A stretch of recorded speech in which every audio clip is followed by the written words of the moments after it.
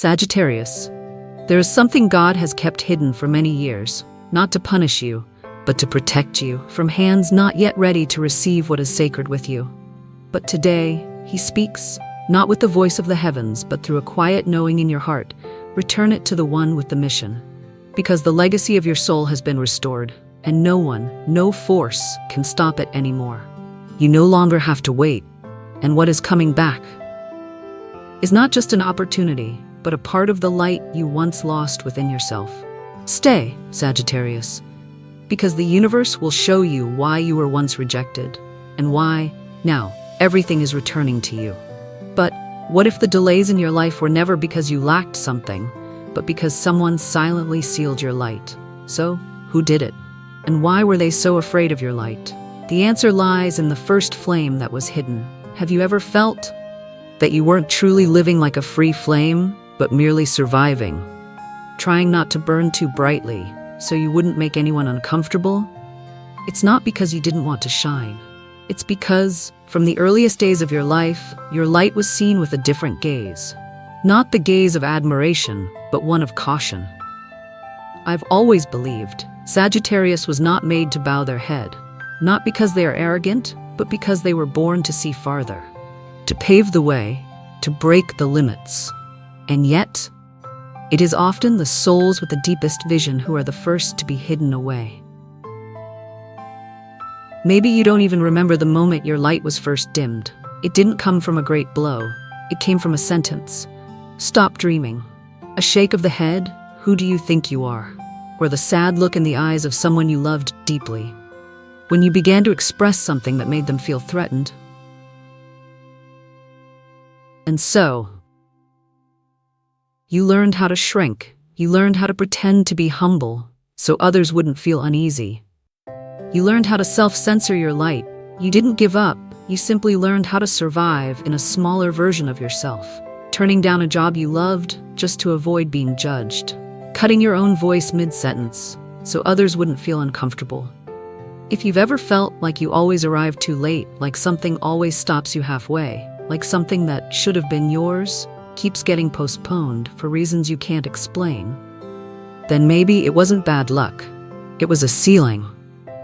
It's no coincidence that your first tarot cards this time were the Ten of Pentacles and the Eight of Swords. They don't just speak of material stagnation, but of a spiritual inheritance hidden right inside you. That inheritance isn't a house or money or status. It is a flame, the ability to lead, a powerful intuition, an innate wisdom, the courage to choose the road no one else dares to walk. Do you know why your light was hidden? Not because it was too weak, but because it was too real. And there are people who don't know how to be real with themselves, so they cannot bear when you live in truth with your sacred self. As time went on, you began to feel lost within your own path. You did everything right, yet you couldn't reach what you longed for. You prayed, but the answer never seemed to come. You worked, but the results kept slipping away, as if some unseen force quietly pulled them from your hands. And you began to wonder, is there something wrong with me? But Sagittarius, I am here to tell you something. There is nothing wrong with you. You are simply paying the price for a light you were never taught how to protect. God never took anything from you. He hid it to protect you until you were strong enough to carry it with both wisdom and compassion. And that time is now. Have you noticed? No matter how many times you've been disappointed, your heart refuses to go dark. There is still something in you that wants to believe in something better, that wants to step further, that wants to reignite a dream you thought had fallen asleep. That is the flame. It never disappeared. It was simply buried under too many layers of fear, most of which never came from you. I once heard a woman say, "I don't know when I abandoned my light. I only know that I miss it, and I'm ready to reclaim it, even if I have to walk through the dark." And what about you? Are you ready to look at yourself, not through judgment, but through compassion? You may be able to forgive the one who made you shrink, but you must also forgive yourself. for living so long as a small soul when you were born to lead the way. Not everyone will understand you, but God always will, because He placed that light within you long before others ever denied it. And now, as the universe brings you to this message, this is the first sign. The veil is falling, the seal is beginning to break, and your soul is remembering the vow it made before entering this life. There is no more time for doubt, no more reason to hide. You are not a flickering candle in the wind. You are a flame lit to illuminate an entire generation. And if you have felt this deep within your heart, write this down. I reclaim the flame that God once gave me. So that light no longer has to hide. So you no longer have to live within limits. So the world can finally be seen by the light that is true. Because once you dare to reignite your flame, the world around you will no longer be the same. And in the next chapter, God will show you who was so afraid of your light that they secretly prayed you would never find it again. And that reason will leave you speechless. But it will also be the moment of your release. I don't believe all betrayal comes from malice. In truth, some betrayals are born from twisted love, from the fear of being left behind, from people who loved you in ways that never let you be yourself. Not everyone who prays for you wants to see you fly. Some only pray enough for you to survive, but not to shine so brightly that it makes them feel small. And if you are Sagittarius, a soul of light, of truth, of the new path, it is very possible that you were held back by the very people who said, "I've always prayed for you." The question is not who loves you, but this: who is generous enough not to extinguish your light when it begins to shine brighter than theirs. I've seen many people wounded, not by enemies, but by family. Those who could not bear to see them live out their destiny, because light always, unintentionally, reveals the shadows in others. And not everyone is ready to stand near the light when they haven't yet made peace with the darkness inside themselves. Once, I heard an older woman speak quietly. I used to pray that she wouldn't succeed too soon. I was afraid she'd forget me. That sentence left me silent for a very long time. Not because she was cruel, but because I understood some prayers are filled with love, and also with limits. And if you were the child who received such a prayer, you grew up with a fracture you couldn't name.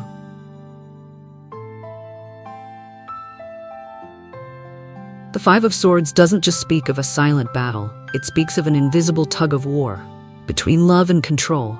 You don't know why your life always feels out of rhythm. You don't understand why the moments that felt like breakthroughs always collapsed right before they took shape. You called it fate, karma, a test. But the truth is, maybe someone whispered something into God's ear, and you've been living inside that whisper for far too long. What breaks my heart the most is not the resistance itself, but the resistance disguised as love. It's hard to recognize, because that person once helped you, once sheltered you, once held you when you fell apart, but your light was the one thing they never knew how to support. Have you ever found yourself choosing between being loved and being free? Between walking in alignment with your destiny, or staying just to preserve a safe relationship? I believe the most dangerous kind of bondage does not come from chains, but from love that lacks understanding. And you, Sagittarius, may have carried those chains throughout your youth without even knowing. The High Priestess appears as a gentle confirmation from God. He does not blame you for not seeing. He does not condemn you for straying off the path. He simply says, it is time you look back, not to assign blame, but to release what was never meant to be held for so long. And here's a life lesson I have always held close in my darkest hours. Not everyone who tries to hold you back actually wants you to stay. Sometimes they just fear being left behind if you are no longer by their side. Like a mother whispering, I just want you close to me, yet flinching every time you speak of your dreams. Some people simply don't know how to let you go without losing their sense of control. I write this part for you, the one who was loved with a love that suffocated. I write this for you, who once felt guilty for living your truth. I write this for you, who had to ask permission just to be yourself. And if you have come this far, then perhaps it's time you stop asking for permission. You only need to bless and move on. Write it down as a gentle affirmation with the power to break every seal. I bless the one who feared my light. I choose light, and I choose freedom within the love God has for me. God knows you have been silent for too long. He doesn't love you because you obey. He loves you because he knows your soul was created to live true, to live large, and to carry the fire. So if someone once prayed that your light would never rise, today you be the one who prays in return. Dear God, return my light to me. Not so I can shine for anyone else, but so I no longer live in fear. You may cry, you may tremble, but know this: when you pray from a place of truth, God not only hears, he answers, and he is never late.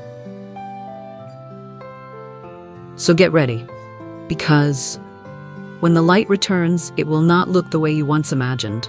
It will not come in the shape you once dreamed. It will arrive as a new door opening in a place you once thought was a dead end. So get ready, because when the light returns, it won't be loud, it won't be flashy, it won't be glorious right away. It will come as a quiet reminder, a passing sign, a door that quietly opens where you once gave up. And then, something else will happen. As the light grows stronger, the darkness will start to stir. And that's when you must know, God does not only give the gift, he also guards you as you carry it. But are you ready to receive the gift without falling back into the old trap? Do you know what will be the first thing to test you? Right after that gift arrives, we must talk about that. Because the more sacred the gift, the more subtle the test. Some gifts are not wrapped in paper nor handed to you by someone else. They are sent through seasons of waiting, through silent tears, and through prayers that never made it into words. Do you remember how many times you said to God in silence, "I've lost everything. I don't know if I have the strength to begin again. I don't know where you are. But if you hear me, please don't let me fall any further." And then, no miracle came at that moment. No door suddenly opened. Nothing magical happened right away, only silence. But it was in that silence that God began his work. I believe this. With all the years I have broken and risen again, the greatest gifts in life do not come when we demand them. They come when we've grown enough to protect them, not just to possess them. The Chariot card doesn't just speak of victory. It speaks of a sacred propulsion. You think you are walking, choosing, trying, but perhaps you never realized there has always been an invisible hand placed gently behind your back, lifting you every time you were about to give up. And today, that chariot stands before you, not because you've reached your destination, but because God wants you to see you never walked alone. I once witnessed a woman lose everything after a financial collapse. Her husband left, her child became ill, debts piled up. She once had it all, and then nothing. But in her darkest days, she began each morning with a small prayer. God, please don't let me lose the best part of who I am, because I have nothing else left. Not long after, she didn't get back the money, the house, or the job she once had. She got an unexpected opportunity to volunteer at a nursing home. And there, she learned how to live all over again. She learned how to give. She learned gratitude. And she learned how to stand, not on what the world once gave her, but on a new strength she had never known existed inside her. The gift God returned was not what she had lost, but a new self she never imagined she could become. The Ace of Cups. That overflowing cup does not come from another's hands. It comes from the meeting point between your heart and divine grace. You may be in the season where everything is beginning to flow toward you, but you feel like you're no longer the person who once asked to receive it. And that is not wrong, because God does not restore you to return to who you were. He restores you to become someone new, to live a life that is deeper, brighter, and freer. One of the greatest mistakes we often make is that when we are healed, we go back to living as if we are still broken. We use the new gift to patch up an old life. And that is why so many people lose the very miracle they were once given. Have you ever thought, maybe you've already been forgiven, but you've never forgiven yourself? Maybe God has already given you a new gift, but you haven't dared to open it because you fear you're not worthy? If you see yourself in this moment, then write this: I receive the gift God has given with a new heart, no longer afraid. The Six of Wands often reminds us of applause, but here it is silent recognition. Sometimes what you need most is not someone saying, "You did great," but a hug from within. A quiet affirmation from your soul. You made it. You did not collapse, and you still carry your light. When you are rewarded, you don't need to announce it. When you are recognized, you don't need to prove anything. When you are loved, you don't need permission to exist. I once believed I only had value if someone needed me, but God taught me a lesson I will never forget. Your worth does not come from the presence of others, but from the light I placed in your soul. Since the day you were born, you don't need anyone to remind you that you are worthy of love. You need to remind yourself each morning, I am a child of light, and God has never withdrawn his love, not even when I forgot who I was. If you once lost yourself in the middle of a storm, but today you find yourself breathing again, then write in the comments, I survived and I've returned, not to be better than anyone else, but to live more fully than I did yesterday. And one more thing. When you receive something sacred, there is always a test that follows, not to take it away, but to see if you are truly ready to protect it. And that test does not come from something distant. It comes from the old parts of you, old beliefs, old reflexes, old wounds that still simmer underneath. Will you be awake enough not to drop the gift God just gave you, simply because you are still using old eyes to view a new reality? The light has returned, but the darkness has not yet withdrawn. No one tells you this. The lamp, just newly lit, often draws the first gusts of wind. Keeping the light is one thing, protecting it from what lurks in the shadows is another. Do you feel something approaching? If you do, walk with me. Because what's coming, not everyone will be awake enough to recognize what is truly light. When the light is newly lit, that's also when darkness begins to change its shape. It no longer growls as it once did. It learns how to smile. It doesn't bring chains, it brings compliments. It doesn't swing hammers, it brings back the things you once longed for. A familiar embrace, a sudden message. A person who once left, now returning, at the exact moment you've come back to life. Be careful, not everything that returns was sent by God. I've seen many souls awaken, only to fall again, because they didn't realize. Sometimes the test doesn't come from outside, but from an old face returning, wearing a new mask, yet carrying the same old wound. Because they believed the light alone would be enough to drive away every challenge. But light is only half the miracle. The other half is awareness. The Five of Wands card appears as a warning. When God restores you, the devil does not disappear. He only changes course. He doesn't break the door. He waits quietly at the threshold you just reopened. What did you once wish for when you were in the dark? Now that it's almost here, ask again, did it truly come from the light? Or is it simply cloaked in white, hoping you'll lower your guard? There is a paradox that only those who have lived through it can understand. The closer you get to the light, the more you must embrace silence. The more you are blessed, the more you must learn to stay away from what once led you astray.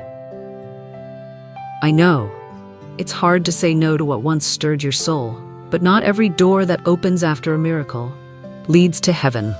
Some lead right back to the place you once left behind. The Queen of Swords stands between light and shadow, not out of bitterness, but because she has been hurt enough to no longer be blind. You must learn what she knows. You must learn how to say no with love. You must learn how to step away without guilt, because this silence is not escape. It is a sacred declaration. I choose to guard my light rather than please the darkness that knows how to sound sweet.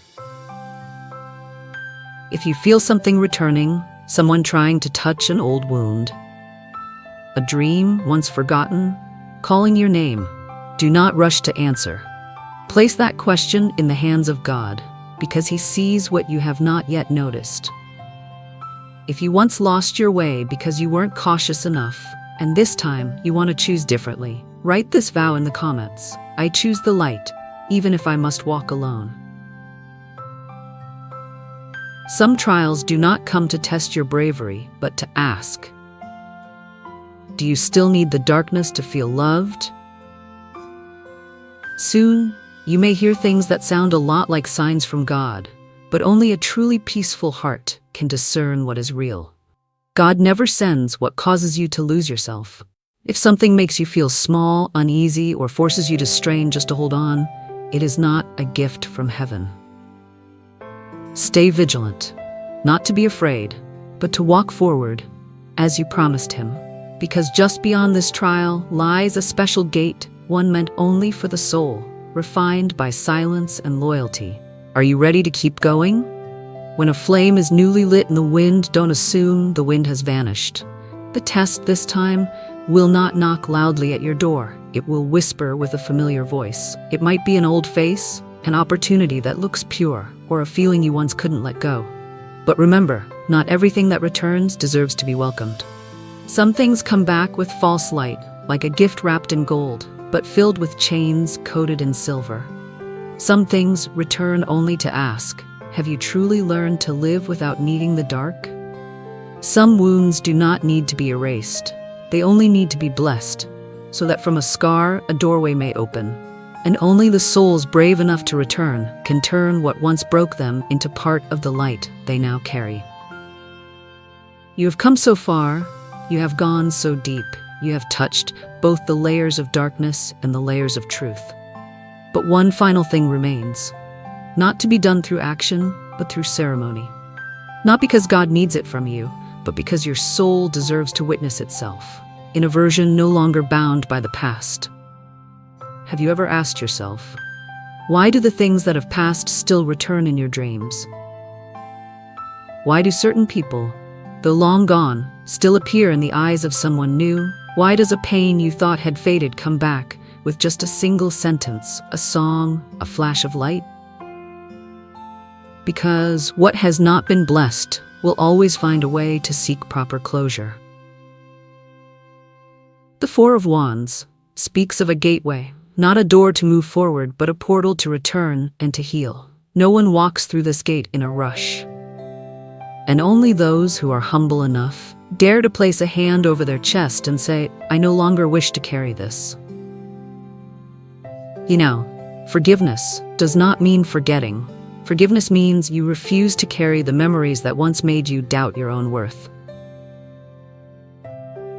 Temperance, the card of divine balance, appears now not to tell you to be soft, but to remind you balance does not come from avoidance. It comes from the clarity to hold your light without being burned by it. Today, if you're willing, I'd like to invite you to perform a very simple ritual, one that could open a very sacred gate. Each night before you go to sleep, place your hand over your heart. You don't need long prayers. Just speak, as if you were speaking to the dearest presence in the universe. Dear God, I receive what was once rejected. I forgive. I open. I protect. When you say this, the air around you will shift. Not because of the words, but because of the energy of your soul's commitment. Remember, not everyone needs to understand you. Not everyone needs to know what you've walked through, but God knows. And when He sees you standing there, no longer demanding, no longer blaming, but simply opening your heart, He will command all that was once denied to return to you as a part of the blessing that has now been cleansed. Because true healing is not about reclaiming what was lost. It is about renewing it with love that no longer comes with conditions. If you are ready to no longer live in the echo of wounds, but to live in the calling of light, then write in the comments, I bless the one who once rejected me, because I no longer carry darkness. This is not a sentence to show you're noble. It is a sacred seal, so you can step into the next chapter of your life without anything pulling you backward. There is a tender truth that only those who have truly forgiven will understand. It's not that I'm strong. I've simply been touched by grace, and I no longer wish to hurt anyone, not even myself. You have come to the end of your journey today, not to become a better person, but to become someone true to the light you carry. No need to speak loudly anymore. No need to prove anything. Just live and protect it. Like a warm candle, quiet but never extinguished. Are you ready? Because there is a reward waiting, not for the victorious but for the one who still carries gentleness after everything. You are no longer the one asking when, because once your soul has been restored, the question is no longer about timing, it's about readiness. And if right now you feel a quiet peace in your heart, even just a little, know this. That is your confirmation you are on the right path. No journey is accidental.